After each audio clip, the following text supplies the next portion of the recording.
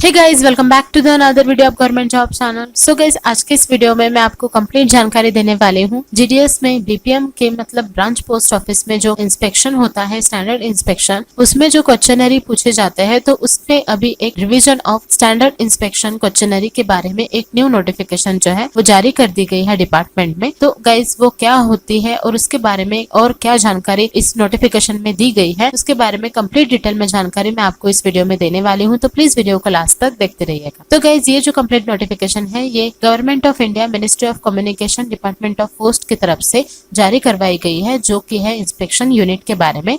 तो guys, inspection unit क्या होता है? तो सबसे पहले तो जब आपका सिलेक्शन बीपीएम के पोस्ट पर हो जाएगा, यानी कि ब्रांच पोस्ट मास्टर के पोस्ट पर हो जाएगा, तो आपको आपके ब्रांच पोस्ट ऑफिस में जो भी वर्क करने पड़ते हैं उसके साथ ही आपका इंस्पेक्शन भी किया जाता है। तो इंस्पेक्शन में गाइस कुछ स्टैंडर्ड क्वेश्चंस पूछे जाते हैं।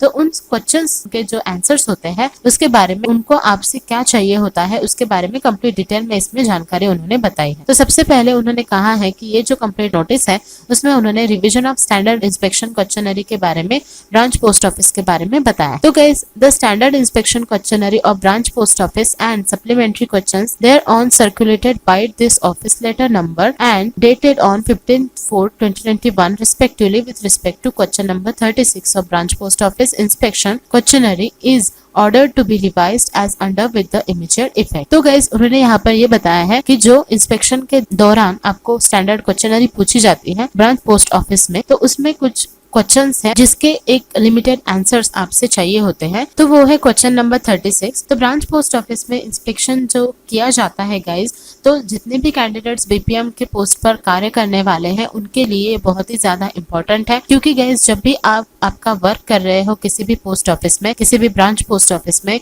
तो जब भी आपका इंस्पेक्शन होगा तो आपको कौन कौन सी चीजों को, जिसके बारे में आपको क्वेश्चंस पूछे जाएंगे, तो उसके बारे में कंप्लीट डिटेल में जानकारी आपके पास होनी ज्यादा से ज्यादा जरूरी है। तो इसीलिए गाइस, ये जो इंस्पेक्शन का जो ये कंप्लीट क्वेश्चनरी उन्होंने बताई है, ये उन्हीं कैंडिडेट्स के लिए इंपॉर्टेंट है जो कैंडिडेट्स बीपीएम पर कार्य करने वाले हैं या फिर जिनका अभी सिलेक्शन हो चुका है, और अगर आगे चलकर फ्यूचर में उन्हें कोई भी क्वेश्चनरी इस तरीके से पूछी जाती है तो उनको इन चीजों को ध्यान में रखना पड़ेगा। तो गाइस, यहाँ पर उन्होंने पहले बताया है कि क्वेश्चन नंबर 36 में पहले कुछ इस तरीके से क्वेश्चन पूछे गए थे और उसमें कुछ इसी तरीके से आंसर्स जो है वो चाहिए थे। लेकिन अभी जो रिवाइज्ड क्वेश्चन नंबर 36 है उसके बारे में यहाँ पर जानकारी उन्होंने बताई है। तो उन्होंने यहाँ पर बताया है कि collect 1 passbook for every 2 months, यानी कि 2 महीने में आपको एक पासबुक जो है वो कलेक्ट करना पड़ेगा। That is total 6 passbook for each scheme since last inspection, यानी कि एक साल में एक बार इंस्पेक्शन जब होता है तो एक साल के आपके पास 6 टोटल पासबुक होने चाहिए। For account open subsequent transaction made for each scheme operated by respective PO. तो यहाँ पर उन्होंने बताया है कि पासबुक तो चाहिए, आपके पास 6 पासबुक होने चाहिए जब से आपका लास्ट इंस्पेक्शन हुआ है तब से। लेकिन पासबुक किस चीज के चाहिए? पासबुक चाहिए होंगे अकाउंट ओपन के, सब्सिक्वेंट ट्रांजैक्शन के, जो भी स्कीम आप के बीओ के द्वारा ऑपरेट की जाती है उस स्कीम के बारे में, सभी अकाउंट ओपन के बारे में और सब्सिक्वेंट ट्रांजैक्शन के बारे में जो भी पासबुक होते हैं वो आपके पास होने चाहिए। तो उसके बाद उन्होंने कहा है from depositors and verify with Finacle journal device. तो आपके पास जो जर्नल RICT जो डिवाइस दिया जाता है उससे वेरीफाई भी वो पासबुक किए गए होने चाहिए।